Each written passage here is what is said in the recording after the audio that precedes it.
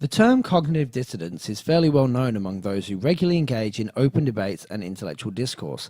However, despite its common usage, many people don't fully understand the concept or understand the origins and impact made by the man who coined the term and the theory behind it. Hi, I'm R. And I'm Jay. And in this video, we're going to talk about Leon Festinger's theory of cognitive dissonance. Let's get started.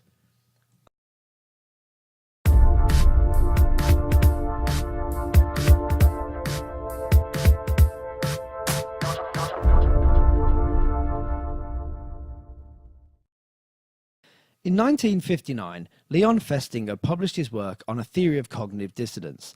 This theory helps explain human behavior by describing the internal thought processes which could lead to particular behaviors, and is described as a theory of cognition in behavioral psychology. This was a paradigm shift in the field of social psychology because prior to this, behaviorism was the standard philosophy among social psychologists.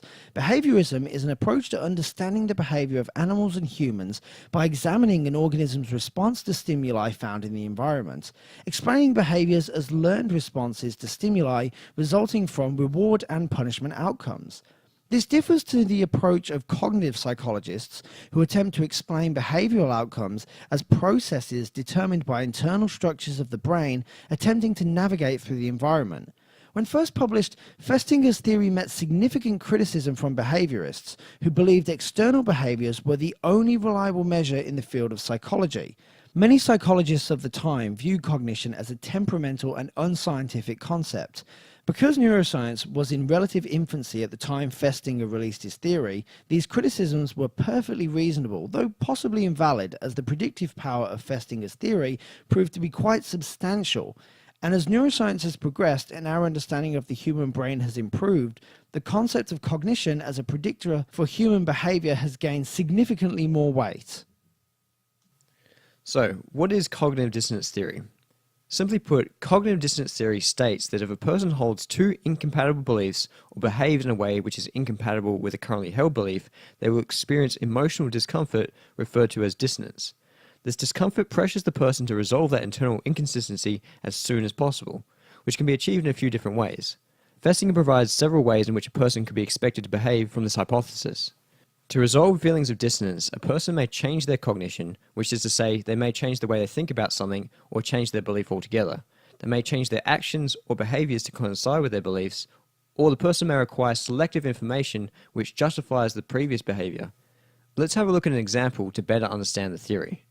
If a person has a habit of smoking cigarettes, a behavior, but knows that smoking is unhealthy, a cognition, the person may justify this behavior by altering their cognition. For example, smoking is only bad for pack-a-day smokers. I don't smoke that much, so it's okay. The person may now perceive the behavior as compatible with their new understanding or new cognition. The behavior can now coexist with the understanding that it is harmful because the subject has adjusted their cognition to compensate. The smoker could also reduce their dissonance in other ways, such as the addition of new information which balances the effects of smoking. For example, I read somewhere that smoking reduces stress, and stress is far more harmful for your health.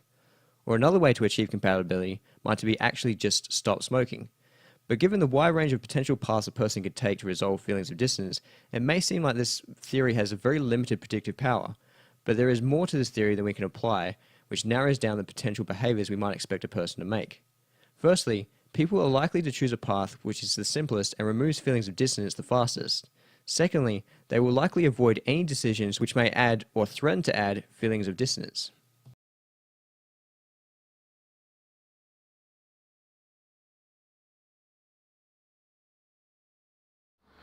Assumption of the theory. The first assumption is human beings desire consistency in their belief, attitude, and behavior.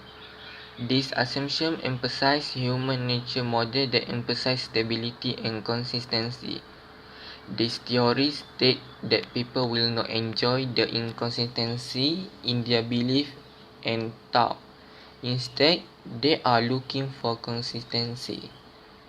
A consistent state in the belief, attitude, and behavior. The second assumption is that dissonance is created by psychological inconsistencies, refer to the fact that cognition must be inconsistent. Psychology talk about the kind of consistency that matter to the public. This theory does not hold on to the logical consistency of hardcore. On the other hand, this theory refers to the fact that cognition must be inconsistent in psychology, not logically inconsistent.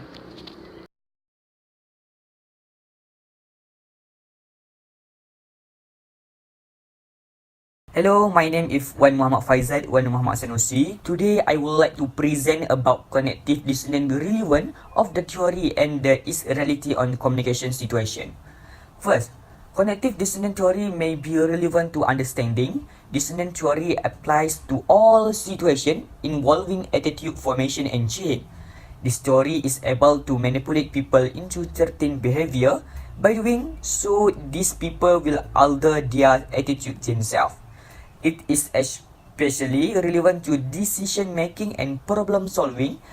Almost half a century ago, social psychologist Leon Festinger developed the cognitive dissonance theory. The theory has obviously stood the test of time in that it is mentioned in most general and social psychology textbooks today. The theory is somewhat counterintuitive and in fact fits into a category of counterintuitive social psychology theory, sometimes referred to as action opinion theories. Is a reality on communication situation. For example, consider a driver who refuses to use a seat belt despite knowing that the law requires it and it saves life. Then a new report or a frank car incident send the scholar into facing reality. Dissonance may be reduced by first altering behavior, start using a seatbelt so the behavior is consistent with knowing that doing so is marked. Or second, seeking information that is consistent with the behavior, airbag are safer than seatbelt. If the driver never faced a situation that threatened the decision not to use seatbelt, then non-dissonant reduction action is likely because the impetus to reduce dissonance depend on the magnitude of the dissonant help. The overall strength of the dissonance can also be influenced by several factors. Passenger offer one example of how an individual might deal with dissonance related to a health behavior.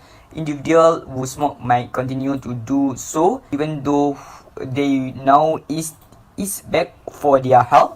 Why will someone continue engaging in behavior they know unhealthy?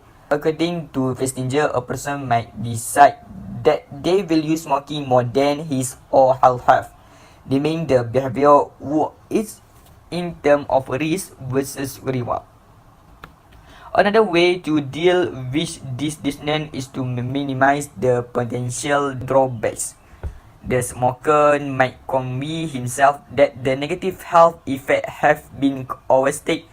He might also assess his health concern by telling himself that he cannot avoid every possible risk out there.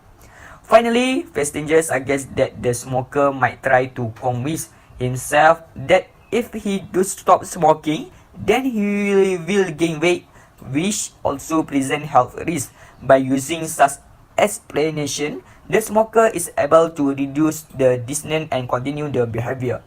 How to reduce it?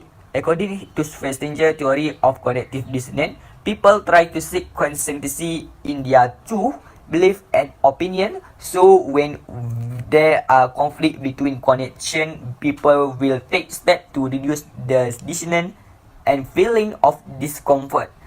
They can go about doing this a few different ways. So, for example, a man who cares about his health might be disturbed to learn that sitting for long periods of time during the day are linked to a shortened lifespan. Since he have to work all day in office and spend a great deal of time sitting, it is difficult to change his behavior in order to reduce his feeling of dissonance. In order to deal with the feeling of discomfort, he may instead find some way to justify his behavior by believing that his other healthy behavior make up for his largely sedentary lifestyle. If you believe that exercise is important for your health, but you rarely make time for physical activity, you may experience cognitive dissonance. This resulting discomfort may lead you to seek relief by increasing the amount of exercise you get each week. Is then altering your behavior to increase consistency, which your belief and reduce the cognitive dissonance you are experiencing can play a positive role in your life and health.